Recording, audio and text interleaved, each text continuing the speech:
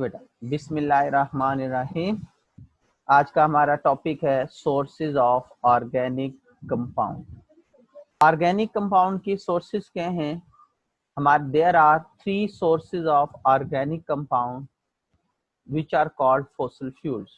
कौन कौन सी हैं? कोल है, natural gas and petroleum. Coal, natural gas and petroleum are sources from which many organic compounds are obtained. ठीक है, तो ऑर्गेनिक कंपाउंड के 3 बड़े सोर्सेज हैं, coal, natural gas and petroleum. These are called fossil fuels and are formed over long period of time from the decay of plants and animals.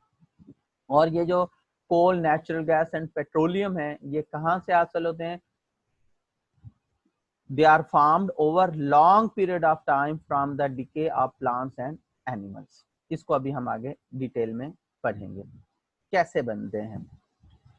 तो geologist का ख्याल है कि मिलियन ईयर्स एगो कि soil के ऊपर क्या थे? डेंस प्लांट्स एंड एनिमल्स थे। सॉइल के ऊपर क्या थे? प्लांट्स थे और एनिमल्स थे, डेंस फॉरेस्ट थे।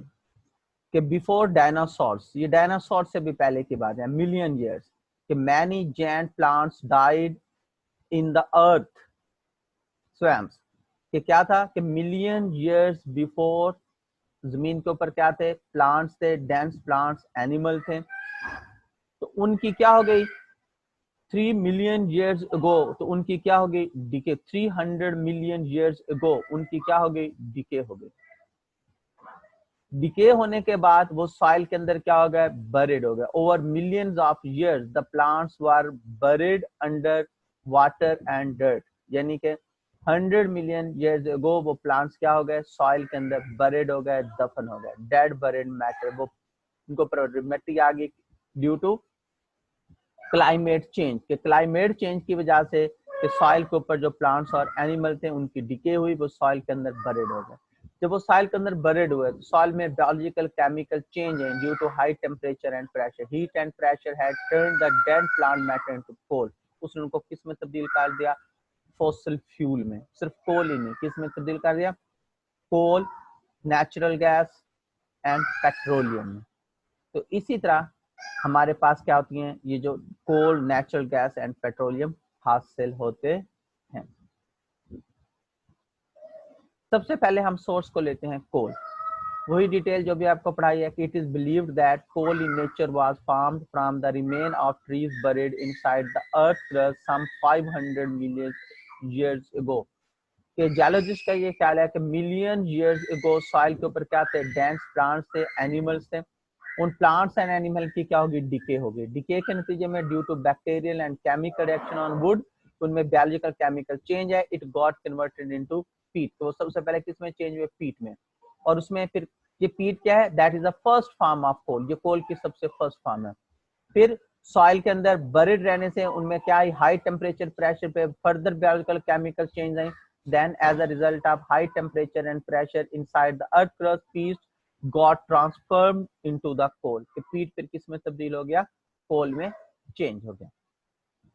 कोल की फॉर्मेशन कैसे होती है? इसके डिफरेंट फॉर्म्स क्या हैं? कि सॉइल के ऊपर पहले क्या थे? प्लांट्स और एनिमल थे, उनकी डिके हो गई। डिके होने के बाद वो सबसे जो पहली फॉर्म हासिल होते है, इट इज कॉल्ड पीट। पीट जब हजारों साल, 1000 ईयर सॉइल के अंदर बरिड रहेगा तो it is converted into lignite. Lignite में मिलियन ईयर सॉइल के अंदर जब बरिड रहेगा, इसमें फर्दर बायोलॉजिकल और टाइम पास हो रहा है, तो मिलियन ईयर्स पास हो रहे हैं, और ड्यू टू हाई प्रेशर और हाई टेम्परेचर होने की वजह से it is converted into bituminous coal and anthracite. और एंड में सबसे एंड में क्या हासिल होता है? कोल हासिल होता है। कि coal is found when peat is altered physically and chemically. This process called coalification कहते हैं। ये है इसके डिफरेंट फॉर्म, जहां से आपको क्लियर होगा कि सॉइल के ऊपर क्या थे? डेड बरिड प्लांट से, एनिमल से, उनकी डिके हुई। डिके के नतीजे में सबसे पहली जो फॉर्म हासिल होती है दैट इज कॉल्ड पीट। पीट में 55 to 65% क्या होती है? कार्बन होती है। फिर वो पीट सॉइल के अंदर पड़ा पड़ा रहा, उसमें फर्दर बायोलॉजिकल केमिकल चेंज है, it is converted into lignite. ये ब्राउन कोल है, इसमें कार्बन की परसेंटेज 65 to 75, यानी कि ये प्योरिफिकेशन हो रही है, उसमें कार्बन कंटेंट्स बढ़ते जा रहे हैं। ये एरिया कितना होता है, ये सॉइल के नीचे 1000 मीटर नीचे तक क्या होता है, लिग्नाइट होता है। फिर फर्दर वो सॉइल में बढ़ रहा, इसमें फर्दर बायोलॉजिकल और केमिकल चेंज आई हाई टेम्परेचर प्रेशर में, तो lignite is converted into bituminous coal. Bituminous coal में कार्बन की परसेंटेज होती है 75 to 90%। फिर बिटुमिनस कोल फर्दर सॉइल में क्या रहा, बरेड रहेगा, उसमें further biological and chemical change आएंगे, इट इज कन्वर्टेड इनटू एंथ्रासाइड। ये प्योर फॉर्म ऑफ कोल है, बेस्ट कोल है, इसमें कार्बन की परसेंटेज 90 to 98% होती है। अगर 98% से 100% कार्बन हो जाए तो इट इज कॉल्ड डायमंड, तो वो क्या बन जाएगा, डायमंड। इसलिए तो कहते हैं कि हीरे कोयले की कान में हीरे। कि कोल में जो एंथ्रासाइड है इट कंटेन 90 to 98% कार्बन होता है। अगर 100% कार्बन तो इट इज अ डायमंड है, डायमंड।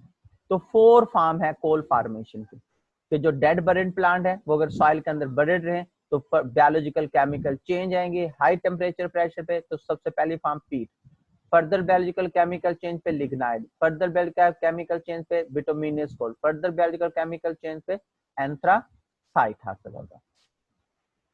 अब हमने पढ़ना है कि coal as a source of organic compound. वो तो था कोल की फॉर्मेशन, कि कोल बना कैसे। हम एज अ केमिस्ट ये देखेंगे कि coal is a source of organic compound. Coal is an important solid fuel and become a source of organic compound when subjected to carbonization or destructive distillation। कि जब हम कोल की कार्बोनाइजेशन या destructive distillation करते हैं तो इससे हमारे पास क्या होते हैं, large number of organic compound हासिल होते हैं। तो कार्बोनाइजेशन या डिस्ट्रक्टिव डिस्टिलेशन क्या है, कि व्हेन क्या होती है, when coal is heated in absence of air, किस टेम्परेचर पे, 500 to 1000, it is converted into coke, coal tar and coal gas. कि कोल को जब हम 500 से 1000 डिग्री सेंटीग्रेड पे हीट करेंगे अब्सेंस ऑफ एयर, तो ये टूट जाएगा, इसमें के कार्बन कार्बन बॉन्ड क्या हो जाएगा, ब्रेक हो जाएगा, break, that process called carbonisation destructive distillation. से इससे किस में तब्दील बदल जाएगा, कोक में, कोल तार एंड कोल गैस में।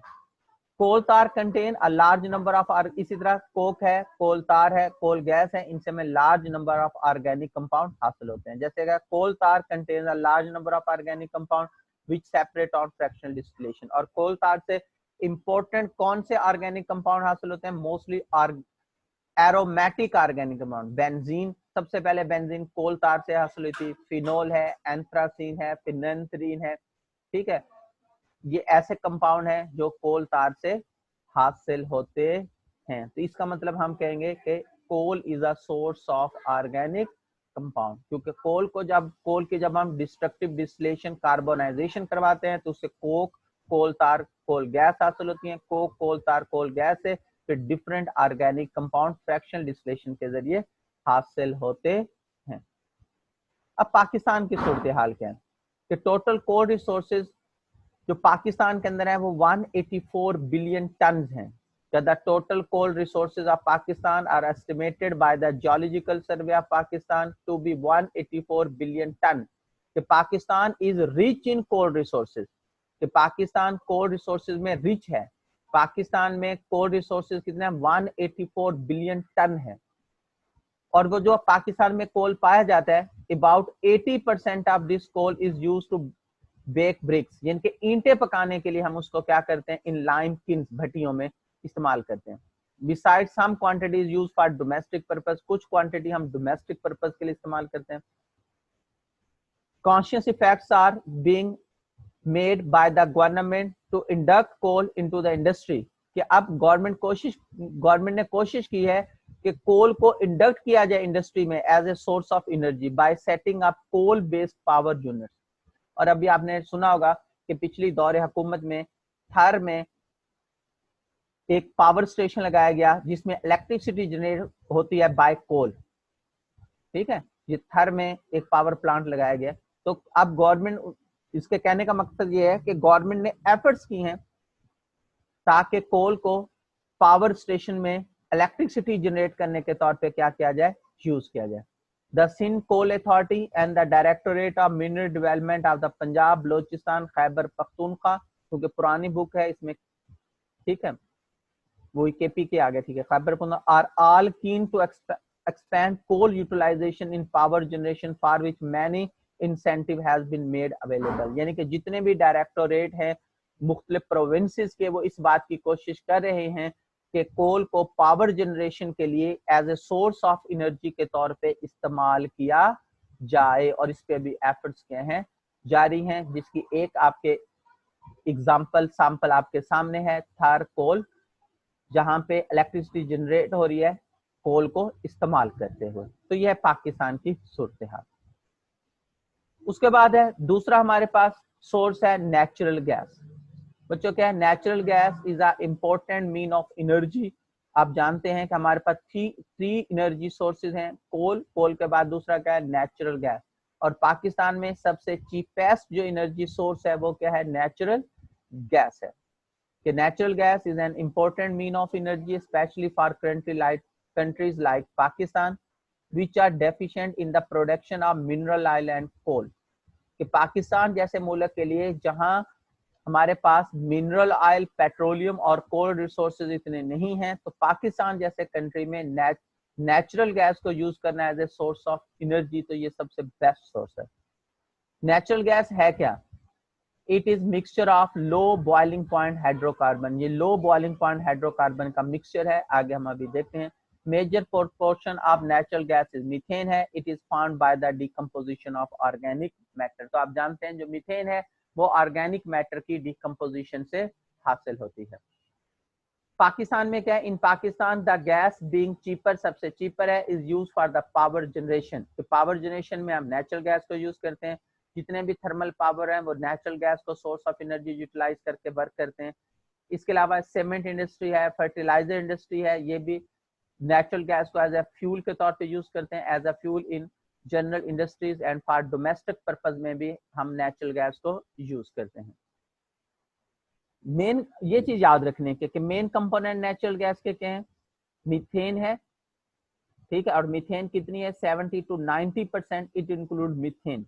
वैसे हम कहते हैं 80 to 90% मीथेन है, और बाकी 10 to 20% क्या है, इथेन, प्रोपेन, ब्यूटेन है। इसके अलावा कुछ मिकदार में water vapour, hydrogen sulphide, carbon dioxide और ये गैसेज इसके अंदर क्या हैं, शामिल हैं। तो यानी कि मेनली क्या है, मीथेन है, 80 to 90% मीथेन है, और 10 to 20% क्या है, इथेन, प्रोपेन, ब्यूटेन, और इसके अलावा इसमें क्या है, वाटर वेपर, हाइड्रोजन सल्फाइड, ये सब इसके अंदर क्या है, शामिल हैं। थर्ड हमारे पास सोर्स है पेट्रोलियम।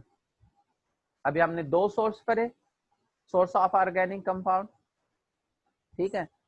तो तीसरा सोर्स हमारे पास है पेट्रोलियम। पेट्रोलियम क्या बच्चों सुने बेटा, जो सेडिमेंट्री रॉक्स हैं, सेडिमेंट्री रॉक्स हम उनको बोलते हैं, ऐसी रॉक्स जिनकी तह जमीन के अंदर तक चली गई हैं। The rocks which goes very beneath in the earth, कि जो जितनी सॉइल से ऊपर हैं उतनी ही वो जमीन के अंदर हैं, that are called sedimentary rocks। और टू सेडिमेंट्री रॉक्स के दरमियान कई किलोमीटर का फासला होता है। वो जो गैप बनता है दरमियान में कि एक सेडिमेंट्री रॉक्स एक साइड पे है, दूसरी सेडिमेंट्री रॉक्स दो सेडिमेंट्री रॉक्स के दरमियान जो गैप बनता है, उस गैप में ब्लैकिश ब्राउन कलर का लिक्विड पाया जाता है, it is called crude oil. उसे हम क्या बोलते हैं, खाम तेल, क्रूड ऑयल। क्रूड ऑयल को रिफाइन किया जाता है ऑयल रिफाइनरी के अंदर, के refining of crude oil in oil refinery. वो जो फार्म ऑयल है, क्रूड ऑयल है, उसकी ऑयल रिफाइनरी के अंदर रिफाइनिंग करते हैं।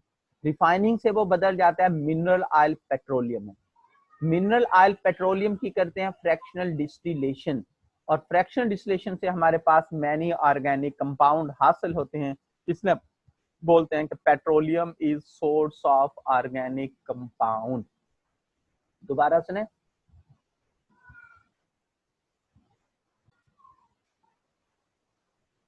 चलिए कि क्या है कि mineral oil is called petroleum, कि मिनरल ऑयल का दूसरा नाम पेट्रोलियम है, when it is in a refined form. लेकिन जब वो किस में होगा, रिफाइंड फॉर्म में होगा। अगर रिफाइन नहीं है तो वो क्रूड ऑयल है। अब इसकी ओरिजिन क्या है कि it is thought to have been formed by the slow chemical and biochemical decomposition of the remain of organic matter found between the sedimentary rocks। कि जो सेडिमेंट्री रॉक्स हैं, कि सेडिमेंट्री रॉक्स के दरमियान जो ऑर्गेनिक मैटर बर्ड हुआ था, उस ऑर्गेनिक मैटर की क्या हुई, केमिकल और बायोलॉजिकल उसकी डिके हुई। उस डिके के नतीजे में जो हमारे पास हासिल होता है, इट इज कॉल्ड, उसको हम क्या कहते हैं, क्रूड ऑयल है, जिसकी रिफाइन करके हम क्या करते हैं, मिनरल ऑयल हासिल करते हैं। अब आगे डिटेल में कहते हैं कि व्हेन एक्सट्रैक्टेड फ्रॉम रॉक्स, कि रॉक से जो हासिल होता है, it appear like a liquid of blackish colour, कि ब्लैक कलर का एक लिक्विड निकलता है सेडिमेंट्री रॉक, यानी कि जब सेडिमेंट्री रॉक से हम इसे एक्सट्रैक्ट करते हैं तो ये क्या होता है, ब्लैकिश ब्राउन कलर का लिक्विड होता है, जिसे हम क्या बोलते हैं, क्रूड ऑयल। क्रूड ऑयल की फिर क्या करते हैं, रिफाइनिंग करते हैं, जिससे हमें हमारे पास क्या हासिल होता है, मिनरल ऑयल हासिल होता है। ये है। अब देखिए ये है सेडिमेंट्री रॉक्स। सेडिमेंट्री रॉक्स के हैं कि जिसकी तहें जमीन के अंदर बहुत नीचे तक चली गई, ये सेडिमेंट्री रॉक्स हैं। सेडिमेंट्री रॉक्स के अंदर कुछ गैप हैं, ये इस गैप के अंदर क्या पाया जाता है, ब्लैकिश ब्राउन कलर का लिक्विड पाया जाता है, जिसे हम क्या बोलते हैं, क्रूड ऑयल। ये क्रूड ऑयल है। क्रूड ऑयल से ऊपर क्या होगी, गैस। क्रूड ऑयल से नीचे क्या होगा, कोल होगा।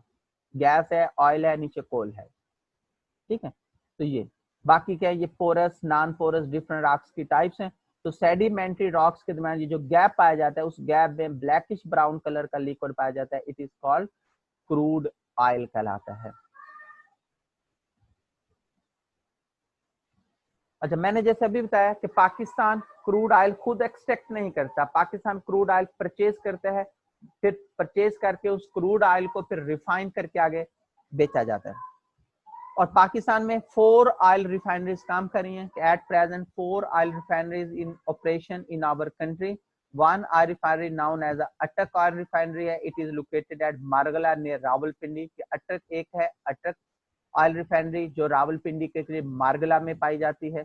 It has about 1.25 million ton oil refining capacity. इसकी ऑयल रिफाइन करने की कैपेसिटी कितनी है, 1.25 मिलियन टन पर ईयर। एक ईयर में 1.25 मिलियन टन ऑयल रिफाइन करते हैं। Similarly 2 oil refineries have been established at Karachi. 2 oil refinery Karachi में है, जिनकी ऑयल रिफाइन करने की कैपेसिटी कितनी है, 2.13 मिलियन टन है per annum, per year. Another oil refinery known as अरब पाक ऑयल रिफाइनरी है, जो हमारे यहाँ करीब महमूद कोट नियर मुल्तान के, जैसे आप कोटरदू से आगे जाएं, महमूद कोट मुल्तान में भी एक ऑयल रिफाइनरी है, दैट इज कॉल्ड पाक अरब ऑयल रिफाइनरी कहलाती है। तो अब क्या हुआ, सेडिमेंट्री रॉक से जो हासिल हुआ वो क्रूड ऑयल था। पाकिस्तान में 4 ऑयल रिफाइनरीज हैं जहां पे उन्हें रिफाइन किया जाता है। रिफाइनिंग के बाद वो बन जाता है पेट्रोलियम, मिनरल ऑयल। उस पेट्रोलियम की फिर की जाती है फ्रैक्शनल डिस्टिलेशन, और फ्रैक्शनल डिस्टिलेशन से हमारे पास डिफरेंट ऑर्गेनिक कंपाउंड हासिल होते हैं। तो जब फ्रैक्शनल डिस्टिलेशन करते हैं तो क्या होता है, ये इसके, ठीक है, ये फ्रैक्शनल डिस्टिलेशन के डिफरेंट पार्ट हैं। ये देखें, यहाँ से शुरू, इस कॉर्नर से, कि सबसे पहले सेडिमेंट्री रॉक से हासिल हुआ क्रूड ऑयल। ये ऑयल रिफाइनरी, और रिफाइनरी के अंदर उसकी की गई रिफाइनिंग, ठीक है। रिफाइनिंग से क्या हासिल हुआ, मिनरल ऑयल। मिनरल ऑयल की करते हैं फ्रैक्शनल डिस्टिलेशन। डिस्टिलेशन का मतलब होता है separation on basis of boiling point. लिख लें, डिस्टिलेशन की तारीफ क्या है, separation on basis of boiling point. Separation on basis of boiling point is called crude, is called distillation. Fraction distillation different fraction में करते हैं, इसके डिफरेंट कंपोनेंट है। सबसे जो पहला फ्रैक्शन होता है, इसका टेम्परेचर बिलो देन 25% होता है। इसमें यानी 60 तक है। इसमें हमारे पास हासिल होती है डिफरेंट नेचुरल गैसेज, यानी पेट्रोलियम गैसेज हासिल होते हैं, जिसको हम डोमेस्टिक पर्पज में यूज करते हैं। उसके बाद दूसरे फ्रैक्शन जिसका टेम्परेचर 60 तक होता है, 25 तक, 20 से 25 तक गैसेज हासिल होती हैं। सेकंड फ्रैक्शन जिसका टेम्परेचर 60 तक हासिल होता है, यहाँ पे गैसोलीन हासिल होती है। तीसरा फ्रैक्शन जिसका टेम्परेचर 60 to 180 होता है, यहाँ पे लाइट नेफ्था हासिल होता है, जिसे सॉल्वेंट के तौर पे यूज करते हैं। गैसोलीन क्या, पेट्रोल जो हम गाड़ियों में डालते हैं। चौथे फ्रैक्शन जिसका टेम्परेचर 180 से 220 होता है, इसमें डिफरेंट पैराफिन हासिल होते हैं, ठीक है। उसके बाद 220 से 250 के दरमियान जो फ्रैक्शन है, इसमें डीजल गैस ऑयल हासिल होता है। डीजल ये भी गाड़ियों में इस्तेमाल होता है। उसके बाद क्या है, 250 से 300 डिग्री का जो फ्रैक्शन है, इसमें डिफरेंट फ्यूल ऑयल हासिल होते हैं, जो डिफरेंट पर्पज में इस्तेमाल होते हैं। 300 से 350 का जो फ्रैक्शन है, इसमें डिफरेंट लुब्रिकेटिंग ऑयल हासिल होते हैं। उसके बाद मोर जिसका टेम्परेचर 350 है, इसके एंड में एसफॉल्ट। एसफॉल्ट क्या है, जो लुक जो हम सड़कों पे डालते हैं, ये हासिल होती है। तो इस तरह क्या है कि पेट्रोलियम की जब हम फ्रैक्शनल डिस्टिलेशन करते हैं, डिफरेंट टेम्परेचर जोन में डिफरेंट ऑर्गेनिक कंपाउंड हासिल होते हैं, जिसमें डिफरेंट गैसेज हैं, मीथेन, इथेन, प्रोपेन, ब्यूटेन, उसके बाद क्या है पेंटेन, हेक्सेन, हेप्टेन, ऑक्टेन, ये गैसोलीन पेट्रोल है, लाइट लेफ्ट है, पैराफिन है, डीजल ऑयल है, गैस ऑयल है, लुब्रिकेंट्स हैं, एंड आखिर में एसफॉल्ट बच जाती है। तो इसलिए हम कहते हैं कि हमारे पास क्या है, it is a source of organic compound. तो टोटल 17 के करीब फ्रैक्शन है जो फ्रैक्शनल डिस्टिलेशन से हासिल होते हैं।